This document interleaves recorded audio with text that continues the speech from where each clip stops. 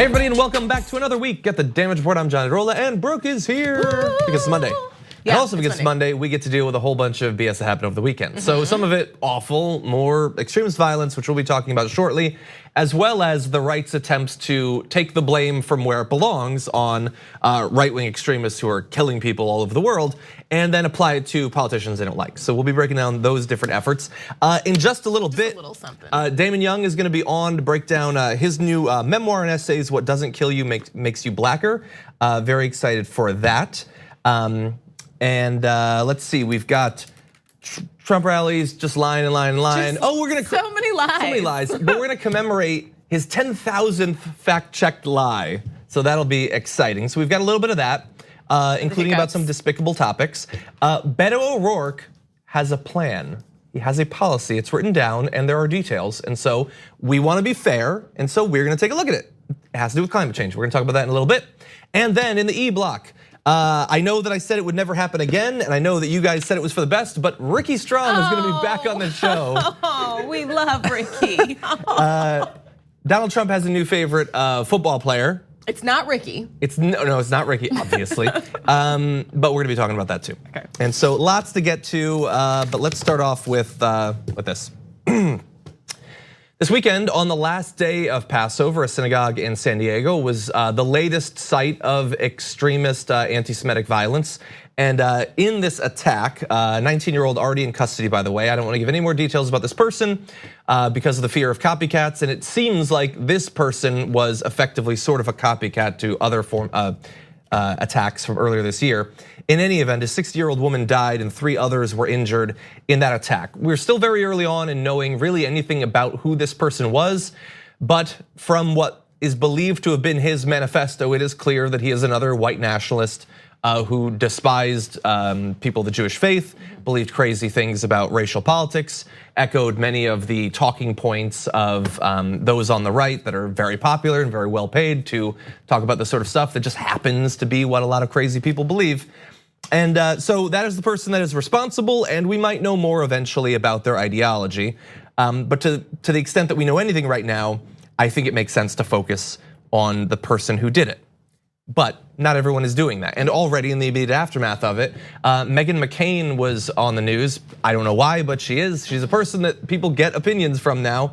And she wanted to make sure that you knew who was responsible for these sorts of attacks, as she makes clear.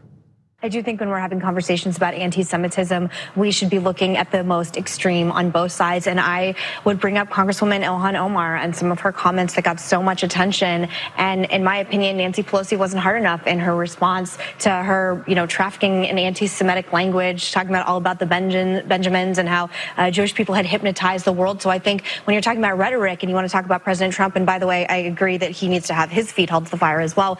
But we're talking about it on both sides of the aisle as well. Well, they're trying to make it about both sides of the aisle. So we should talk about all the extreme on both sides. So we have right-wingers who are going into synagogues, mosques, and churches and killing as many people as they can, trying to start race wars. And then we have Ilhan Omar's comment. So the most extreme on both sides makes sense. We should divvy our time up 50-50 between those two things. But can you really be surprised? I mean, it is again Meghan McCain. Nobody, including Meghan McCain, knows why she is now one of the leading voices in American political commentary. Everybody but that's knows. What you get.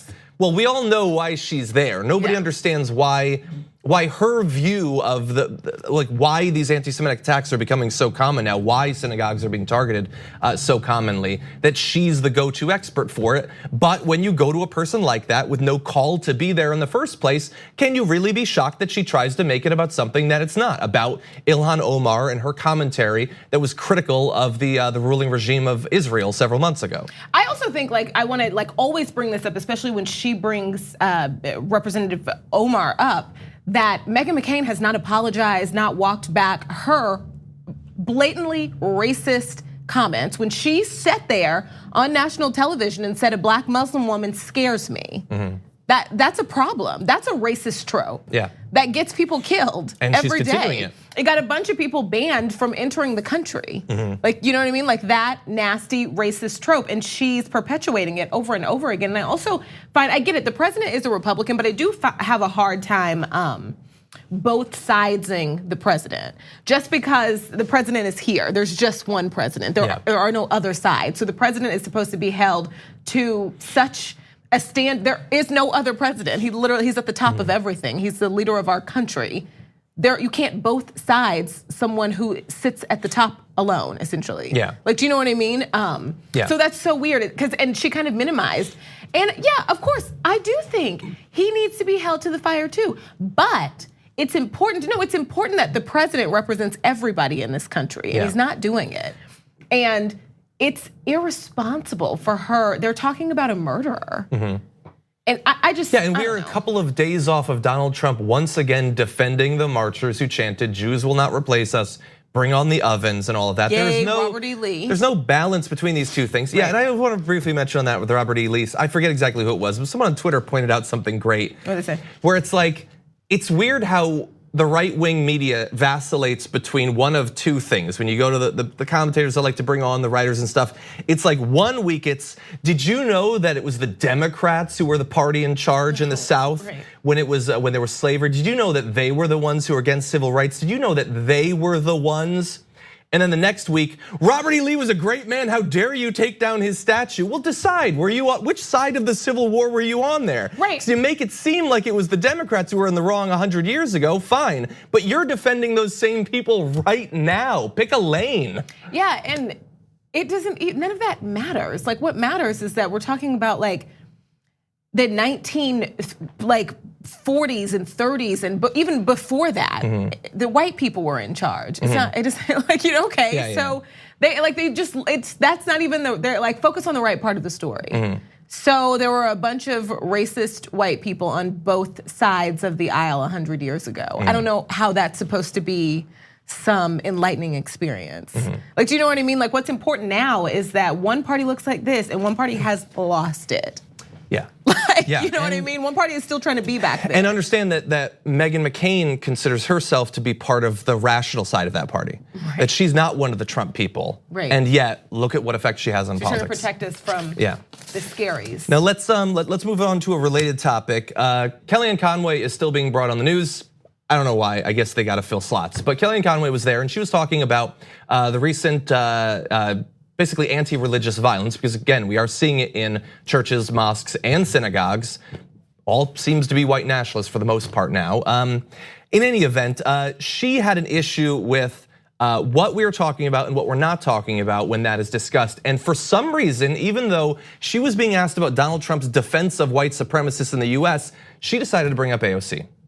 I see officials who get a lot of airtime and ink, like Alexandria Ocasio-Cortez, Congresswoman, who tweets many times about the mosque and never once about the Kellyanne, you brought up Charlottesville, in Sri Lanka. Okay, so Donald Trump, again, for 2 years now has been defending these white nationalists.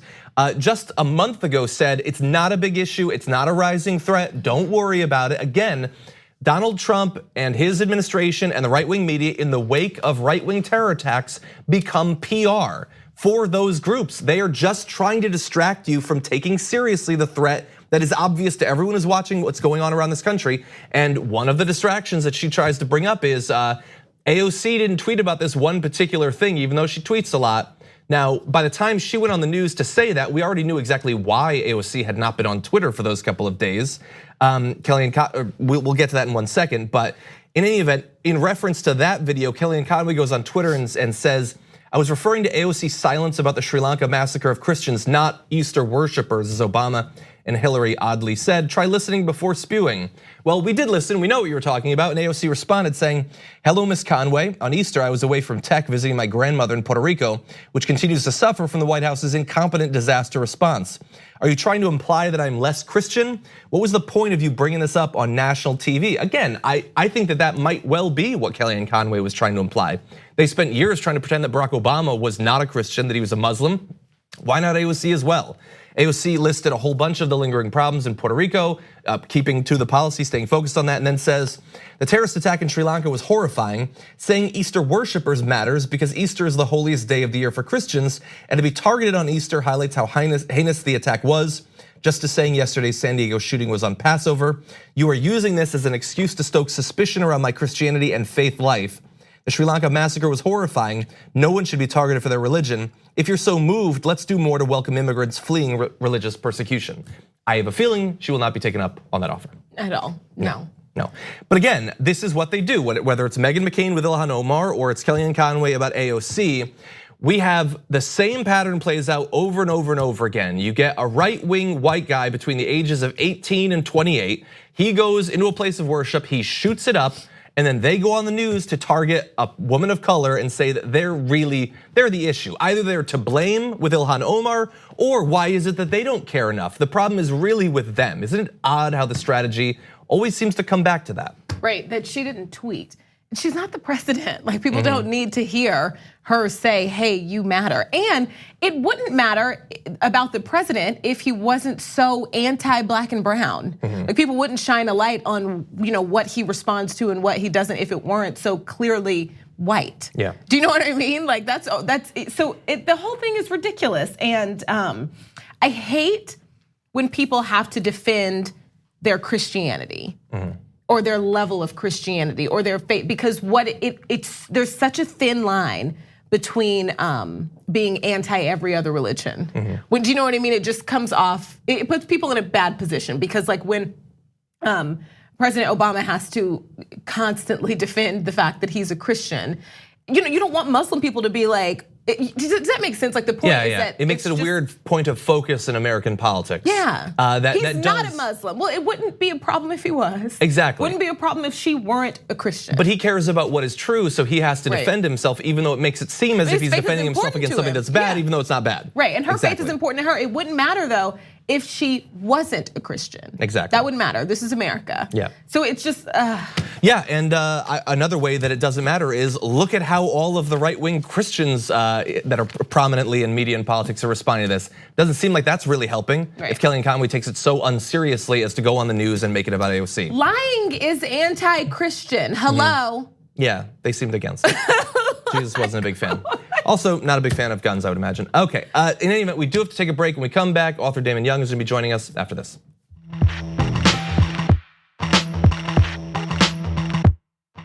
We need to talk about a relatively new show called the Republic, or UNFTR. As a Young Turks fan, you already know that the government, the media, and corporations are constantly peddling lies that serve the interests of the rich and powerful. But now there's a podcast dedicated to unraveling those lies, debunking the conventional wisdom. In each episode of the Republic, or UNFTR, the host delves into a different historical episode or topic that's generally misunderstood or purposely obfuscated by the so-called powers that be, featuring in-depth research, razor-sharp commentary, and just the right amount of vulgarity. The UNFTR podcast takes a sledgehammer to what you thought you knew about some of the nation's most sacred historical cows. But don't just take my word for it. The New York Times described UNFTR as consistently compelling and educational, aiming to challenge conventional wisdom and upend the historical narratives that were taught in school. For as the great philosopher Yoda once put it, you must unlearn what you have learned. And that's true whether you're in Jedi training or you're uprooting and exposing all the propaganda and disinformation you've been fed over the course of your lifetime. So search for UNFTR in your podcast app today and get ready to get informed, angered, and entertained all at the same time.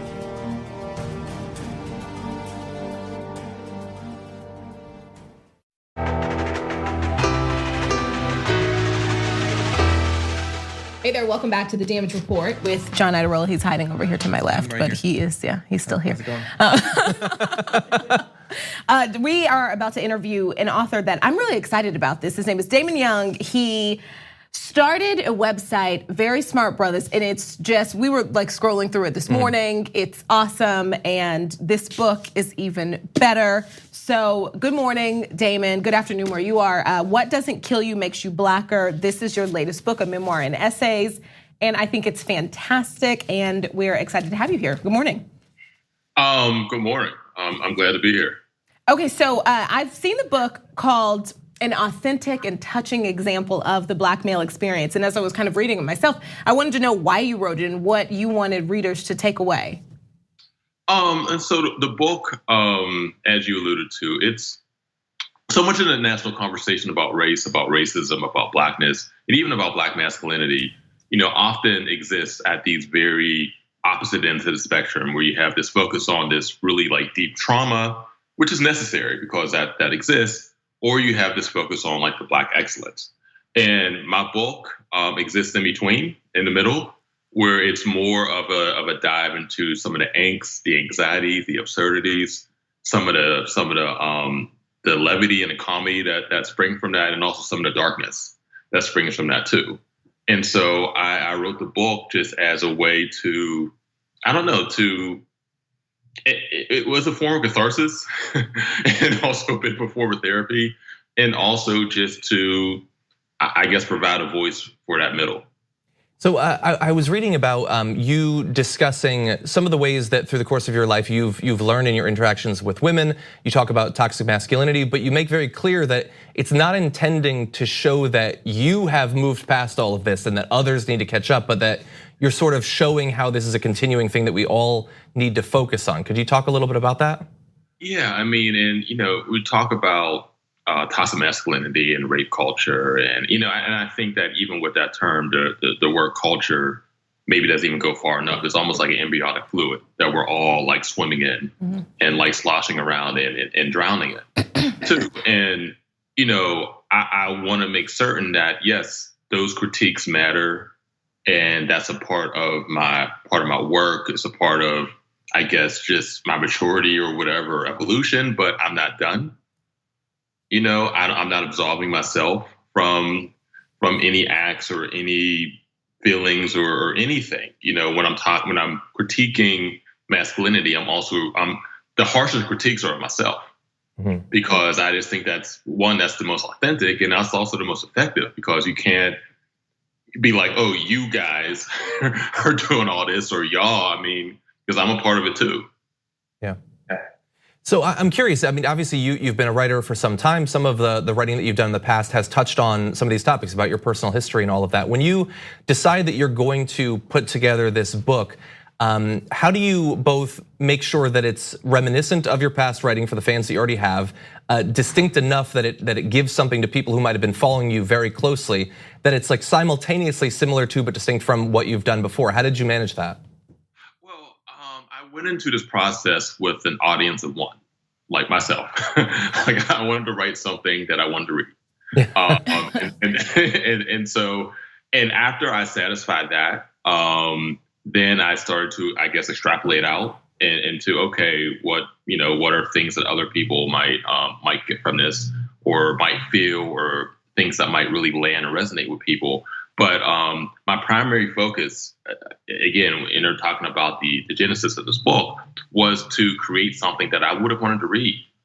Something that I want to read now, and something that I would have wanted to read when I was 15 or 25, and wish that I could have had an opportunity to read when I was 15 or 25 or even 35. Yeah. It's hilarious. I think it's so many funny moments in this, and it also gets, it's sad, at least for me, at a lot of points too.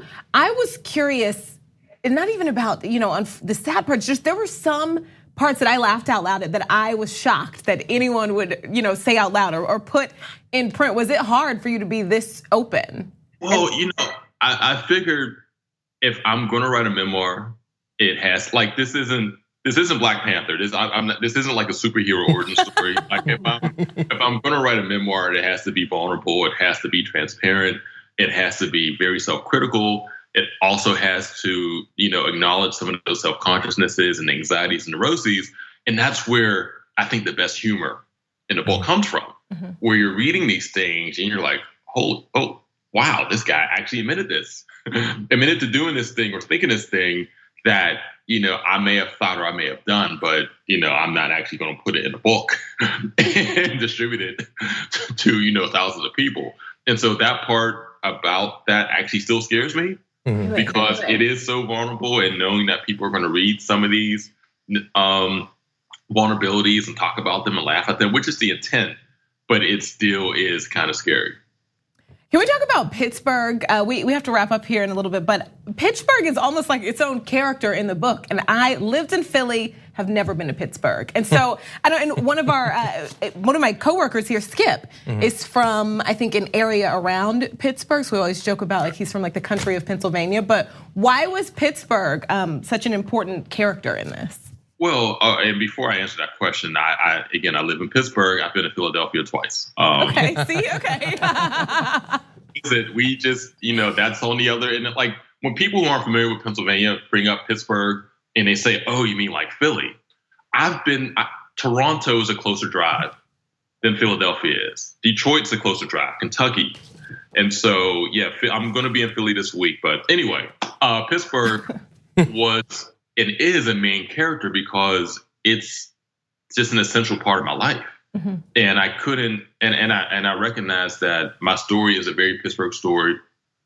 Some of the things that I'll talk about in the book, particularly the things that concern like some of the racial situations and the economic anxiety, are told in the Pittsburgh context and may not have happened the same way if I lived in a different city. Yeah. And also, too, I just thought that being more specific, even to the point of being esoteric, about my own experience and about my own home and about my own like neighborhoods and life and background and everything, that's what people are able to relate to. Where even if they aren't familiar with Pittsburgh, they're familiar with the sort of reverence I have for those references. They're familiar with, oh, okay, even though I've never been to this neighborhood that he mentioned is similar to a neighborhood in Philly or St. Louis or wherever that you happen to be from. And so yeah, making Pittsburgh a character in the book was essential and intentional because, again, it's been a part of the making of who I am. And the book is What Doesn't Kill You Makes You Blacker. Damon Young, thank you so much for joining us on the show today. Thank you. Oh, thanks for having me. Thank you. Thank you. We're gonna take a short break here. When we come back, some shocking claims from Donald Trump's rally over the weekend. They've been labeled inaccurate refrains by the New York Times. We're gonna call them what they are, lies, after this.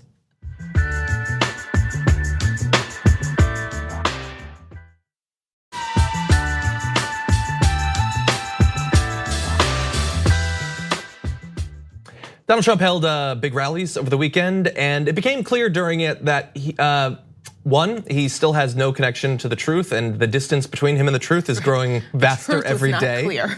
And two, I think I'm beginning to get a better idea of his electoral strategy. So obviously, like plan A is caravans, brown people are scary, go with that. B is probably just appealing to white nationalists as much as possible. But I think C might be abortion. It's not something that he's talked about a lot in the past, but it does get right-wingers fired up. And there's been a new form of lying about abortion that's become very common on the right over the past couple of months. And Donald Trump made a reference to these new theories about abortion, and here is a section of that. The baby is born.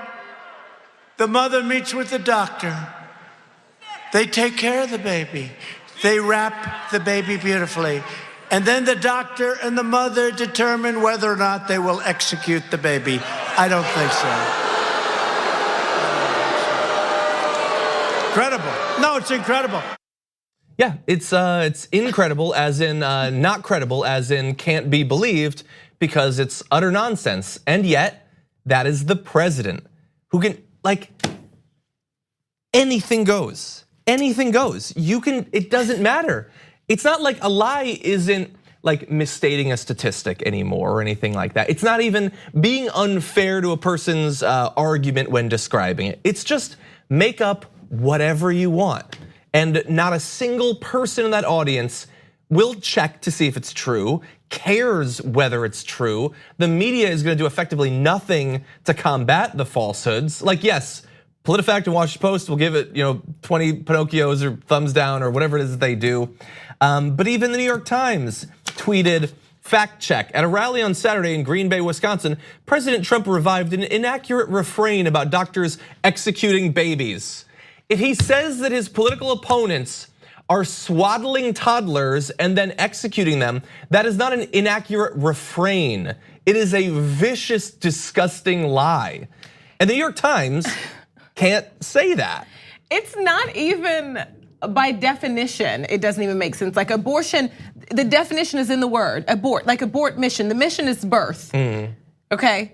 so you can't have an abortion if a baby is actually born. Yeah.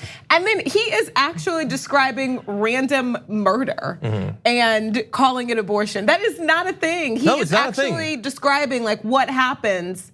He's describing murder. Yeah. And it just takes me back to, they give it other words, so just to try to make it seem like it's not ridiculous. This was what Meghan McCain was talking about when she was screaming, infanticide? Yeah. This is crazy. Yeah, it is crazy, and it's not based in anything. It's like, and I know that they don't care, and really, they don't even need to go to these lengths. They think that any abortion is the most horrific thing that you can possibly do. I get that, but that's not good enough anymore. That's not good enough to get their people out and to vote based purely on this, considering nothing else. They need something even worse, and so they've convinced themselves that now what a woman wants to do when she wants to have an abortion is she wants to be pregnant for 9 months, go through that entire thing, birth the child, wrap it, and then decide to kill it. That has no relationship with reality whatsoever, but that's what they're running on. I mean, I could just, like, you at home, just make up, what's the most ridiculous lie that we could try to win an election based on?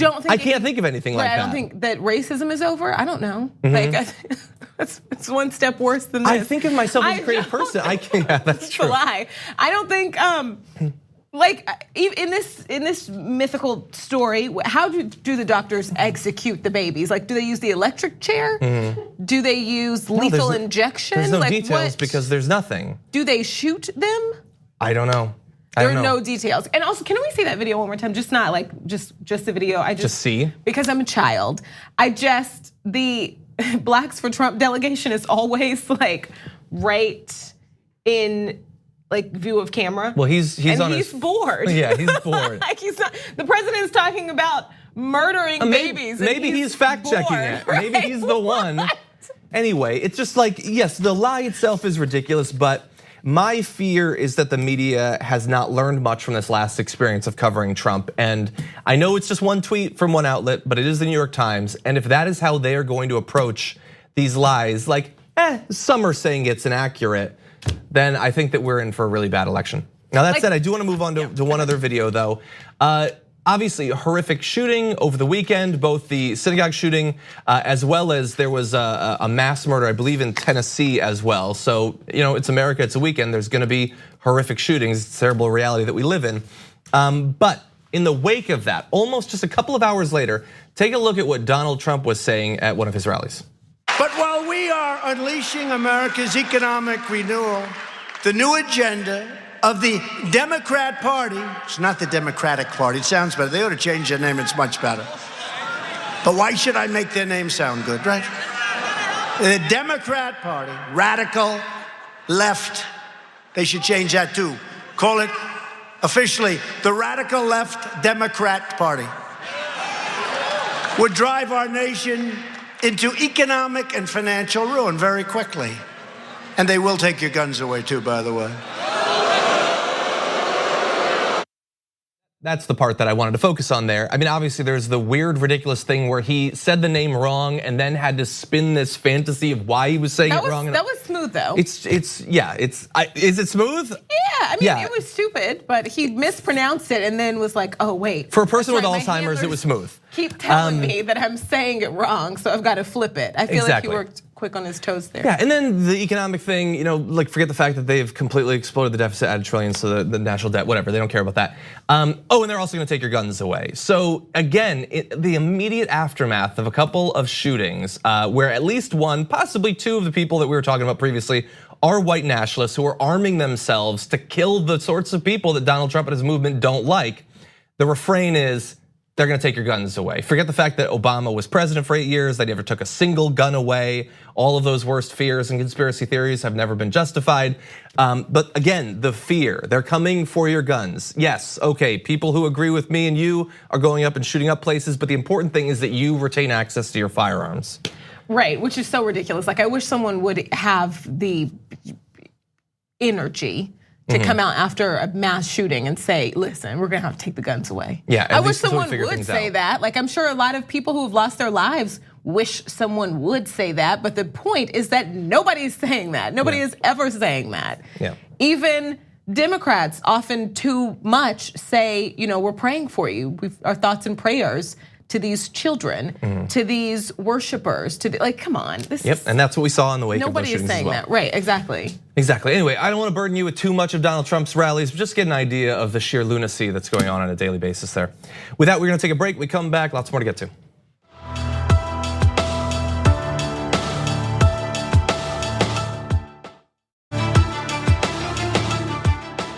Beto O'Rourke apparently has a plan when it comes to climate change, and so we're gonna break down some of the details that have been released. We have been saying for a long time, there are a lot of candidates. No plans. No plans really, except for generally Elizabeth Warren, and we do try to talk about as many of those as we can. And if these candidates, one of the 50, wants us to talk about them, they have to let us know what they're actually going to do. You can't just say, why don't you talk about X if they've given us no, I'm not gonna cover some speech. That's just not what I'm gonna do. But he has a plan, so let's talk about it. It's to deal with climate change. The plan begins with proposed executive actions, including rejoining the Paris Climate Agreement on day one and moving quickly to raise efficiency standards for buildings, cars, and appliances. Longer term executive actions include setting a net zero emissions carbon budget for federal lands by 2030 and adding more national parks and monuments to protect land and seascapes. My initial impression of those details is, weak sauce, kind of, but there's more. A bill that would mobilize $5 trillion over the next decade to upgrade infrastructure and spur innovation, including more than $1 trillion in tax incentives to reduce emissions and $250 billion dedicated directly to research and development. That again, okay, you're putting money behind it, that's good. All of this feels, at least at this point, other than creating more national monuments, which a lot of big companies in mining and oil development, stuff like that, they don't like. All of this feels like the market will fix it.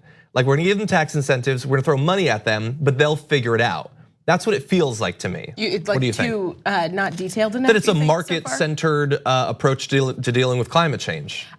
Honestly, it's better than nothing. And what we have now are far too many people doing nothing, still saying. So I don't know. I don't hate it. You don't hate it, but again, we're not just. We can compare it to Trump, sure. Right. But we can also compare it to the plans that other Democrats are putting out. So let me give you a little bit more details to be fair. And again, this is not a bill. Right. But most of them aren't. That's totally fair. We're not going to try to be unfair in that way. It's more Green New Deal-ish than an actual. Oh, you mean in terms of the details? Right. Because in terms of philosophy, I consider it very different than the Green New Deal. I think because people are confused about what the Green New Deal is. Like they think it's like a specific bill of one thing that's going to go into law, and it's really like. It's like a mission statement with supplemental information. So one of the plan's goals is to guarantee that the US becomes a net zero emissions country by 2050. The framework proposes to work with Congress to set a legally enforceable standard in the administration's first 100 days with a goal to be halfway to net zero by 2030. Those are both fine. I mean, I might want to move up that second date a little bit, but at least it does have that as a goal that they say would be legally enforceable. We would need to know in practice what that actually means. Right. But this does signal at least some commitment. And finally, the legislation would include a requirement that public companies measure and disclose climate risks as well as greenhouse gas emissions in their operations and supply chains. O'Rourke also said he would halt new fossil fuel leases on federal land. I would want to see that said a few different ways because that implies that existing leases for mining and development and oil and all that and fracking would go on, which is of course not what we want and not what like Bernie Sanders is with Warren. Exactly, it would stop new ones, which is something. So yes, I think all of this is better than what we have right now, sure. But I think in some significant ways it falls short of those who are championing something more like the Green New Deal.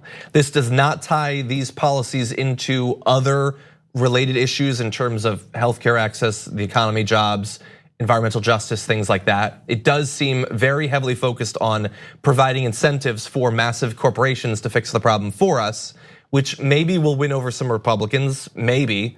But I don't know, what I'm looking at, like, he says he supports the Green New Deal, by the way, and then this plan comes out, which seems to fall pretty short of that. That's my question. Even so, I don't hate this, but if he supports the plan that's already out or the proposal, I don't know why was this necessary. It seems like a waste. If you are going to come out with a policy, we've got so many options.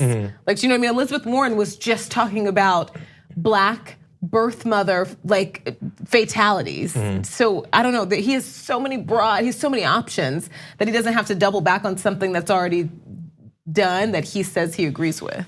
Well, look, I think he can do his version. Why? But then That's the point. Well, because first of all, this is literally the first policy that he has put out in a detailed fashion. Right. Making it about climate change does at least signal a prioritizing of it, which is good. As a person who thinks it's the most important issue, I like that. So as we talk this out, this happens often. We start to switch. Yeah. But a lot of this is like essentially can be like boiled down to. We should have a committee study this and figure out exactly how this is gonna happen. This is what we want. We need to have a committee, figure out how to get there. Yeah, a little bit of it is not determined yet. So we've already got something that's he does talk about specific sums of money. That's something. Yeah, we are switching because now you're making me sort of defend. Like, I'm defending what is in it. I'm not defending it in contrast to Elizabeth Warren's public lands plan, what Bernie Sanders has said on the issue. Obviously, I would prefer okay, this is fine. I honestly, I would like to see like Merkley and AOC and others be involved in anyone's plan, but maybe that would happen. Yeah. We'll see. He would have to work with Congress. So I think that this is better than Trump, better than some of the other Democrats, almost certainly once they do come out with plans. If they do, like I can't say Buttigieg what he wants to do in regard to climate change. But I looking at these details, I don't trust him on this topic the same way that I would like an Elizabeth Warren or an Inslee. Even Tulsi Gabbard's Off Fossil Fuels Act it's more concrete. Certainly, it's an actual bill at least. So yeah, I will say this: release more plans. That's good. We're not going to love them necessarily, but. It's been really quiet for Beto, which have you noticed that this was kind of like that's right, he is doing this. Yeah, Buttigieg threw sand in his face and is drinking his milkshake now. Right, but because when he was running his Senate race, everyone was talking about it every single day, and it was about Texas. Well, I think that the issue was that he's kind of disappeared. He kept getting positive press when he would climb things. I think he climbed something really high and got stuck up there for a few weeks. I think people were he didn't know fed how to get up down. with putting his feet on the countertop. I think so. Yeah. Okay, we are gonna take a short break. When we come back, Donald Trump's got a new favorite football player, and we've got a new co-host. Ricky Strom joins the Damage Report after this. But not a new favorite.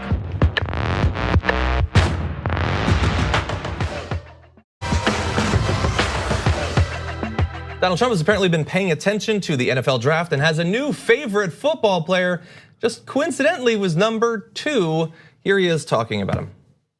I was watching the other night the NFL draft, can you believe it? And it was the second draft choice. And he gets out, Bosa. And he gets out he's gonna be a great player from Ohio State. And he's a MAGA fan. He loves Trump, he loves MAGA. I'm gonna push past how angry the terminology they're using. Make America great again. He loves MAGA. Anyway, we have got Rick Strom of TYT Sports here. So, hello, Jonathan. Hello, Nick Bosa. Why is it that he went to the number 2 and is focusing on Nick Bosa? What have you discovered about Nick Bosa? Well, I mean, there is merit when he says he's a MAGA fan. That's 1,000,000% true. The reason that we don't see a lot of tweets from Donald Trump when it comes to black athletes is because he hates them. That is also deemed with the word, as Samantha Bee said in her White House Correspondents' Not Dinner, it's racist. So, going back to and like, look, it was great. It was phenomenal. If you haven't seen it, go to the DVR or whatever the hell you have at home that you can afford, obviously. So here's my thing with this. The Golden State Warriors, right? He disinvited them. They already weren't going. He goes after Colin Kaepernick. He goes after anybody. Speaking of, Colin Kaepernick was one of the guys that Nick Bosa went after, calling him a clown, along with the dumb racist rhetoric of Jay-Z being trash, Beyonce's music is trash, and Black Panther being the worst Marvel movie of all time. There's a pattern here, and it falls in line with Donald Trump. Come on. Come on. I mean, The Incredible Hulk. Come on, I love Edward Norton, but come on. Well, I mean, Incredible Hulk is green, so I assume that that's probably a no-go as well. Okay, I've only seen one of the movies that you guys just mentioned, it's fine. But just to point out how they're so disingenuous, what happened to stick to sports? So true. That's what Laura Ingraham says. That's what everybody behind Trump has been saying. Shut up and That's dribble. what he's been saying, right? Stick to sports. And everyone on the other side has been saying, no, because if they agreed with you, then you wouldn't want it. And Right. it's like, no, I just don't want to hear, politics from an athlete. And now you're all over it. Right, so this is intertwined with Donald Trump saying, well, you got to keep politics out of sports, because look at the NFL. Ever since those players ever since those sons of bitches started kneeling, oh man, the ratings are down. You got to take politics out of sports. But then hang on a second. Nick Bosa is a MAGA fan, so we could talk about politics in sports. It's a microcosm of the sheer hypocrisy of Donald Trump's presidency. Yeah, and Nick Bosa is not just a MAGA fan; he's a little racist. Okay, Oh, there are just totally. a lot of, and you can't be like a little racist or a lot of racist. It's Right. but it's gross. Yeah. He's not simply a MAGA fan, which I mean, I guess same thing. I guess. Yeah, I get like. Can I go a little further on Brooke's point, just to expand upon that? What? Damage report with John Ederola. We both keep interrupting him. Sorry. What's Go on. I brought him on here. It's not his show. As long as he watches the language, you can continue. It's not his show anymore. It's the Damage Report with Brooke and Rick. Consider it damaged. Okay, continue. Let's call it the Brick Show from now on. So what were you gonna say? Well done, amigo. Okay, in that case. All right, so look here, real quick. He liked his friends' posts, who are white people, that use the N-word freely in hashtags and also put hashtag rape and pillage. Like, these are things that Nick Bosa is down with and condones. So the evidence is fairly clear. So what I'm interested in is not only that Donald Trump has decided that this guy is great and worthy of him mentioning at one of his rallies, but he did say he's number 2, right? Yep. So who is number 1? Kyler Black Murray. guy. Okay, so tell me about it. Exactly. So it seems noteworthy. And is he better? Is he considered that he's going to have a better career? Not comparable, because they're two different positions. Okay. Kyler Murray is playing the most important position in the National Football League, maybe in all of sports, which is quarterback. You dictate almost everything. He also got drafted right into the MLB. Very much so. He's the first player ever. This is in sports history. That he is the first player ever drafted in the first round of the Major League Baseball draft, the Oakland A's, and then also the first round, the number 1 overall pick in the National Football League. And he went to the greatest school ever, the University of Oklahoma. All right, calm down. Calm down. Which is biased. Yeah. And, Started at Texas A&M first, by the way, but And yes, then he transferred got to the greatest school. shipped to the game. Yeah, very much so. So look, you would think that would appease many sports fans and be like, holy crap, this guy's really good. But then, of course, no, he doesn't get a tweet from Donald Trump. Yeah, exactly. Suspiciously. Yeah, so I saw a sort of quasi apology from Nick Bosa, just for fairness, we're gonna read it. Okay. I'm sorry if I hurt anybody. I definitely didn't intend for that to be the case. I think me being in San Francisco is even better for me as a person, because I don't think there's anywhere in any city that you could really be in that would help you grow as much as this one will. I'm going to be surrounded with people of all different kinds, so I'm going to grow as a person. I'm going to be on my own. I'm going to grow up. I'm gonna learn a lot of new things. It's exciting. Can we just leave that up really quick, because just 2 things about it just bother me so badly. Yeah. I'm sorry if I hurt anybody. That is probably Not my an number apology. 1. It's not an apology. pet peeve. Yes. It's not an apology. Yes. And then also, I'm gonna be surrounded with people of all different kinds, even though people, lots of Americans would like you to think it's not what it is, but you live in America, you already are surrounded with people of all different kinds. That's why your president is so mad every day. Right. Yeah. So, this is so stupid. I feel bad for the people of San Francisco. I was real quick. I was very surprised that they drafted him, because he put out a video on his social platforms basically saying that liberalism has absolutely crushed San Francisco, and that's the reason for the city's demise. So the fact that he's now going back and saying this, eye-opening. What do you think what do you think the reception is gonna be like for him? Look, man, Michael Vick was welcomed back, and he sent dogs to their death sentence. So if you win, it really doesn't matter in sports. That's literally all that matters. Yeah. Yeah. Yeah. Are you like you cover sports? I mean, you want athletes to be great and everything. Are you hoping that his career sucks? No. I'm just curious. No, I'm not hoping his career sucks. I'm hoping that he actually does grow as a person. It's like, oh yeah, black people are cool. Yeah. Oh yeah, liberals are actually okay. That's what I'd like to see in the growth of a person. I hope that so. without We got to having- cut, unfortunately. sorry. I hope the same. but it's we'll our be show. watching. It's not actually. You're cut. I was gonna say thank you for coming on the show. I'm not going to now. Hey, Brooke, thank Sweet, you man. for being here as always. It's great to have you on Mondays. In the middle. There's other channels on the network. I can't think of any. So no, TOT Sports. Thank you, Rick, for coming on. Oh, John, Great you're to have so you here. welcome. I try. I'm so Thank sorry you got for killed off watching. in Game of Thrones, We gotta by go. the way. We'll see you tomorrow, everybody.